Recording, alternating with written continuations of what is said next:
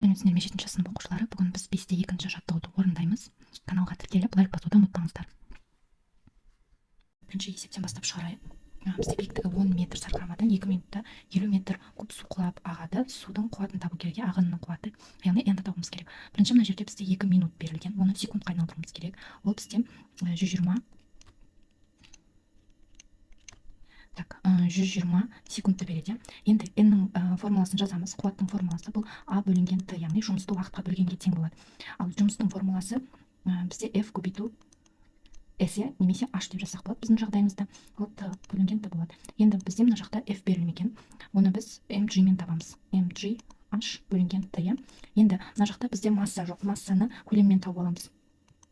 Яғни ρ v g h бөлінген т болады. Сонда ρ v дегеніміз бұл массаны формуласы, соны жазып, одан кейін g h берілгендегі. Енді осыған орнына қоямыз. Мына жерде ρ-мыз бұл тығыздық, судың тығыздығы. ρ судың тығыздығы бізде 1000-ға тең болады. 1000 килограмм метр куб. Енді осының формулаларының орнына қойып шығамыз.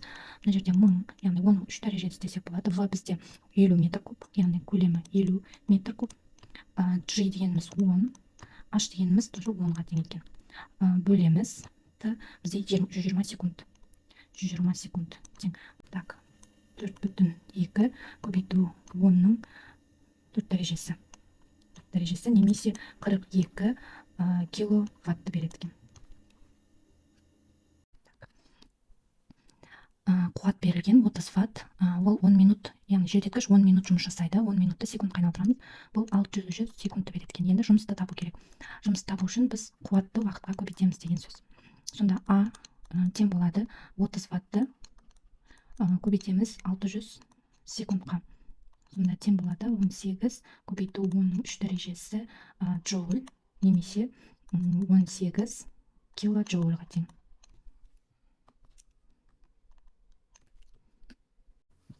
Енді үшінші есеп шығарамыз. Бізде мотордың тарту күші 5 көбейту 10-ның 4 дәрежесі ньютон. Ұшақ 800 км/сағат жылдамдықпен бір қалыпты ұшып келеді дейді. Бұл жерде 8 км/сағатты метр секундқа айналдырамыз. Бұл жуық шамамен алғанда 200 метр секунд болады екен.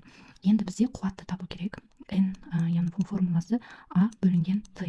Енді бұл жерде A ол жұмыстың формуласы, механикалық жұмыстығы F көбейту S-ке тең. Бөлінген T. Енді қараймыз. Мына жерде S бөлінген Т мына бөлігі, бұл бізде жылдамдықты беріп тұр. Бұл бізде V-ны береді деген сөз. Сонда бізде қалады екен F көбейту V деп жазсақ болады. Өйткені S бөлінген Т ол жылдамдықтың формуласы. V бізде тең болады S бөлінген Т-ға. Енді табу үшін біз F көбейту V деген формуланы қолдансақ болады. F бізде 5 көбейту 10-ның 4 дәрежесі ньютон, көбейтеміз 200 жылдамдық метр секундқа. Сонда тең болады 10-ның 7 дәрежесі. Оның 7 дәрежесі ватт. Бұны біз былай жазсақ болады.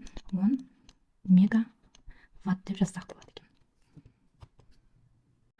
Енді төртінші есепте біз күшті табуымыз керек. Ол үшін жұмыстың формулаларын жазып алаймыз.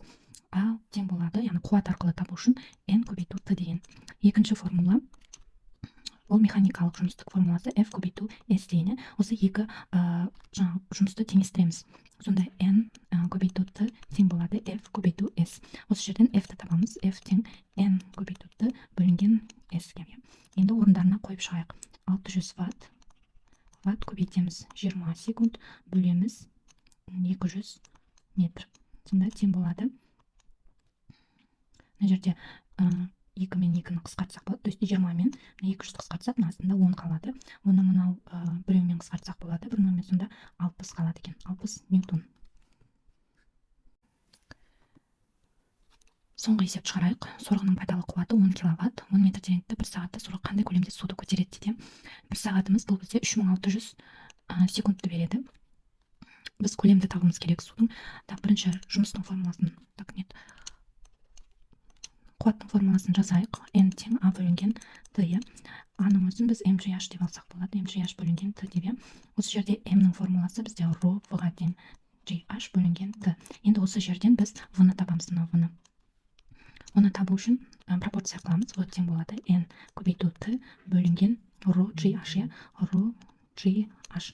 Сонда тең болады. Орындарына қоямыз. Яғни бізде 10-ның 4 дәрежесі, мына жерге мен жазып кетейін, тоже 10-ның 4 дәрежесі ватты береді екен. Өйткені мына кило деген 10-ның 3 дәрежесін көрсетеді. Көбейтеміз. Такты 3600 бөлемін ро, бізде судыкі, ро судыкі ол 1000-ға тең, 1000 метр, так, килограмм метр кубе. Сонда 10-ның 3 дәрежесі көбейту 10 көбейту h бізде 18. Мен g-дің орнына 10-ды қойдым. 18 тең. Енді мынау бізде қысқарады. 3 дәреже, мынамен 4 дәрежемен 4 дәреже қысқарады. Сонда жауабы 200 қалады екен. 3618-ге бөлсек 200 метр куб қалады. Жауап осындай.